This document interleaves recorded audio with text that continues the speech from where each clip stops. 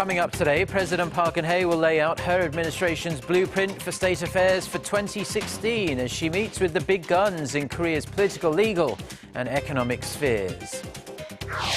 The war of words has taken a much more dangerous turn as Saudi Arabia formally cuts diplomatic ties with Iran. The move follows a mob attack on the kingdom's embassy in Tehran that was sparked by Riyadh's execution of a prominent Shia cleric. Plus, it's a new year, but the same problems remain with fine dust in Korea. Advisories have been issued for 6 regions, including the central Gyeonggi-do province. Stay tuned for these stories and more.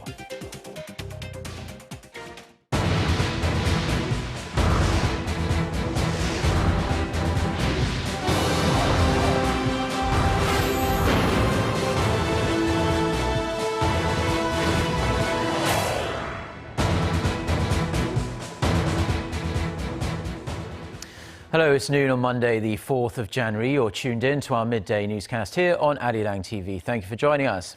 I'm Mark Broom. Our top story this afternoon, President Park Geun-hye will kick off her new year on this Monday by holding an annual meeting with top government officials, where she'll lay out a blueprint for state affairs for this year. The list of attendees includes National Assembly Speaker Jung Hui-hwa, Supreme Court Chief Justice Yang Seung-tae, Prime Minister Hwang Kyo-an, the chair and floor leader of the ruling party, and some other 220 top government officials and experts. The opposition party chairman Moon Jae-in and floor leader Lee Jong-gul say they will not attend the meeting, citing the current political tension with the government. President Park is expected to ask the representatives for their cooperation in achieving a successful administration of state affairs this year. She will also likely address the need to pass key pending bills, including those related to economic revitalization and labor reform. The meeting gets underway 3 hours from now. We'll bring you a full report during our early evening newscast at 6 p.m. Korea time.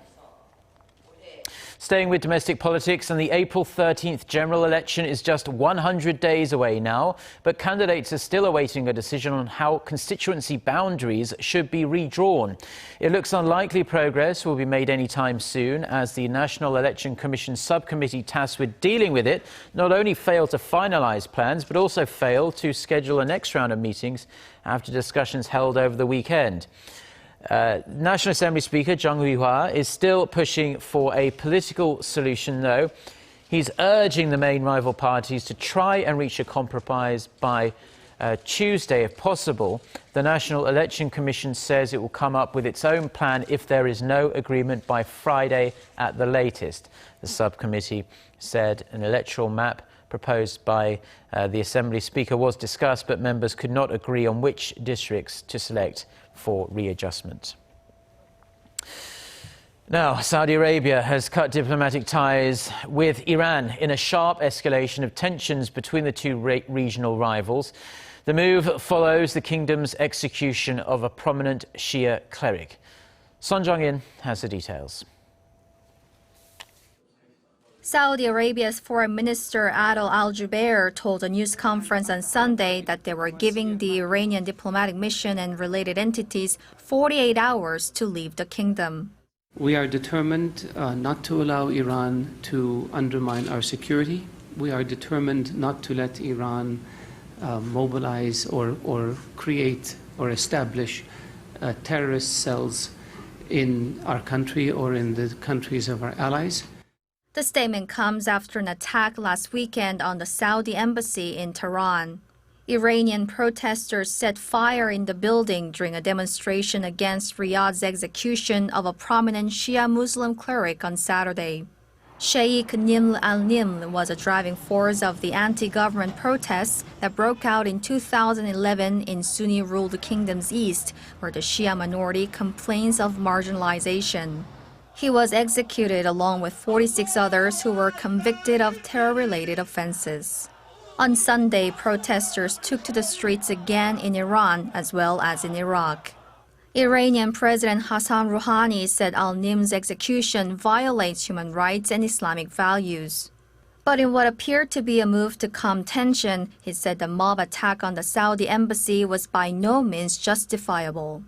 The international community is concerned the protests could exacerbate sectarian tensions in the region when they urgently need to be reduced.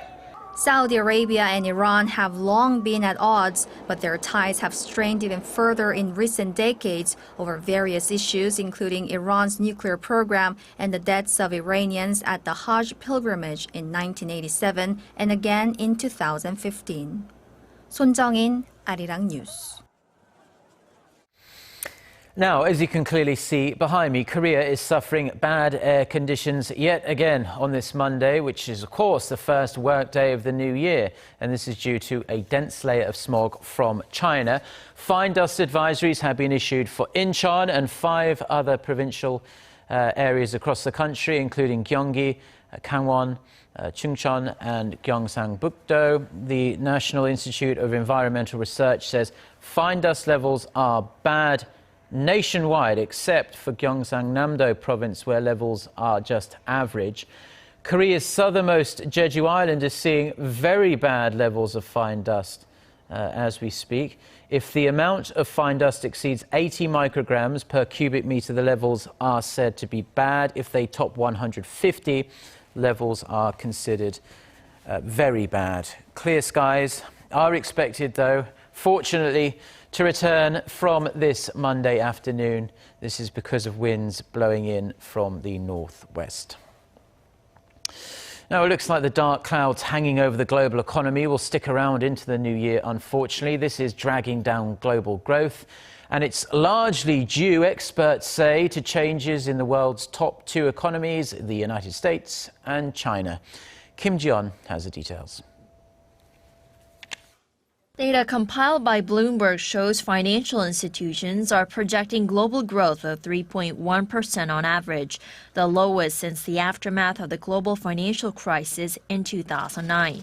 The International Monetary Fund estimates the global economy will expand by 3.6% this year, but the slightly rosier projection is not exactly a sign of optimism.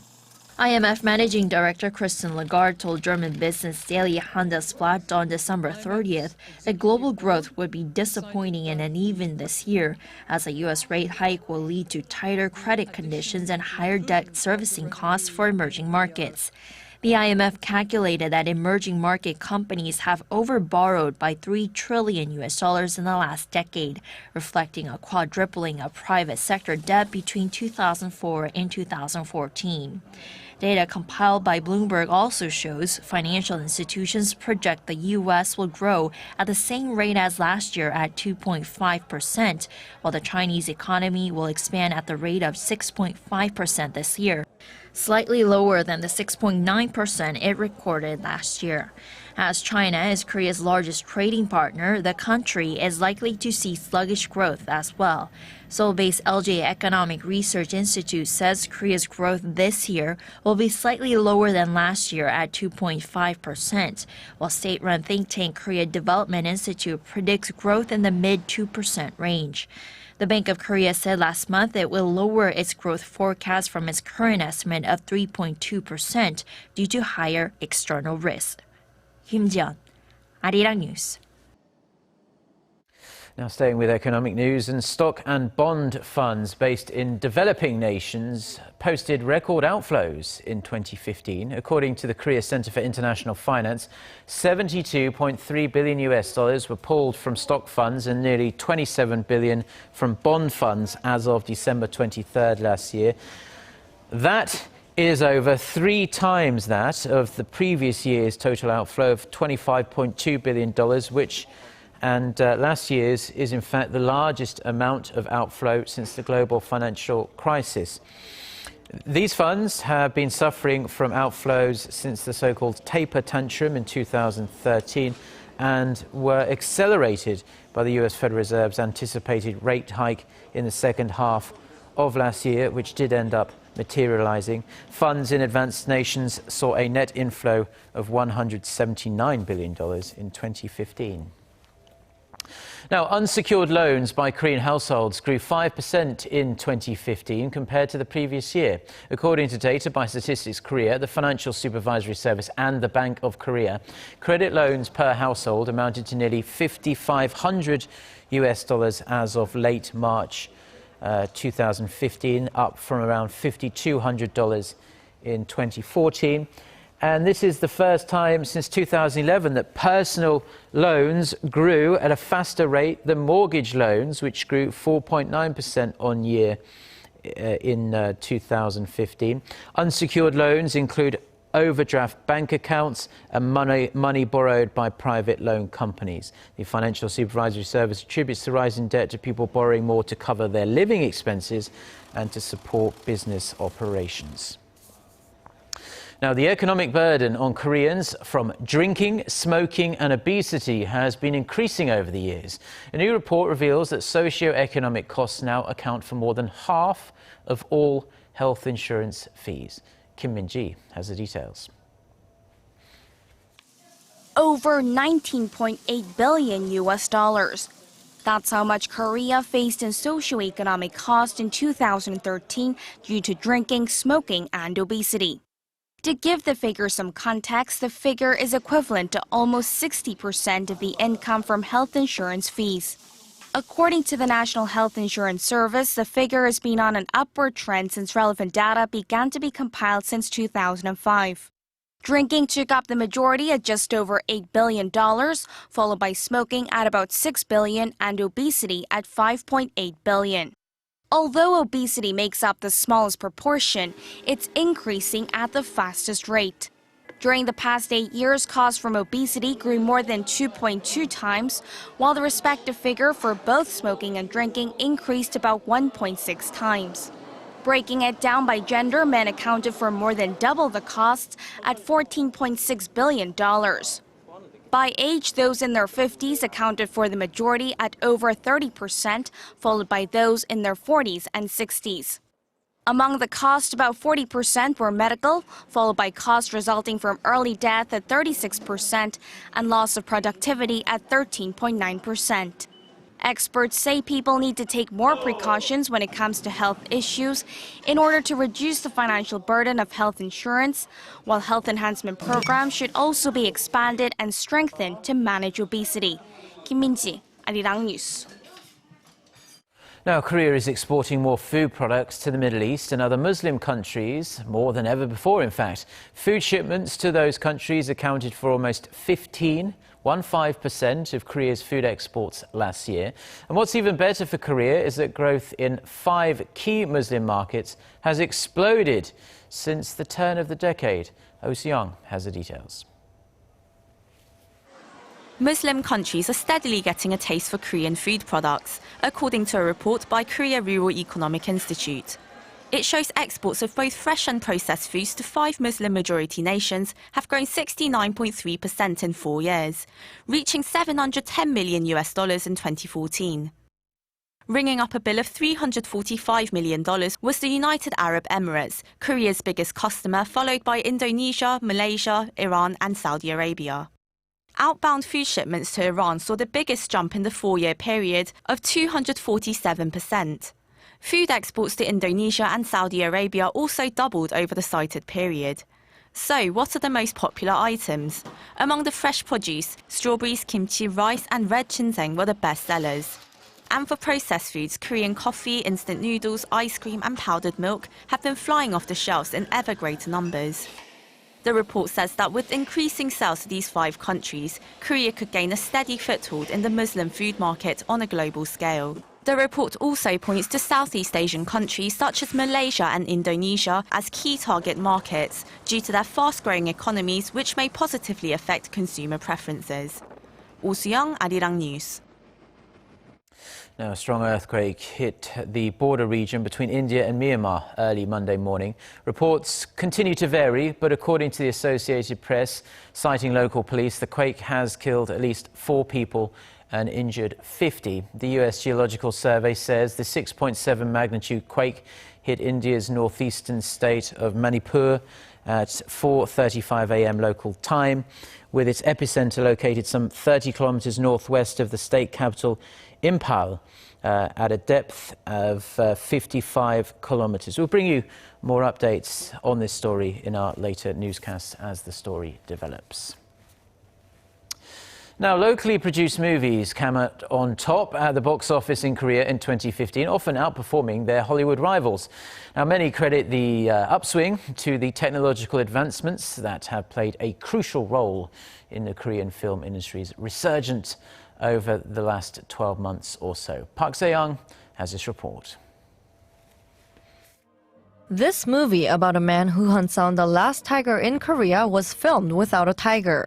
In fact, the nearly 4-meter-long tiger is a 100% computer-generated character, and it took the visual effects team a year and about $3.5 million to create it.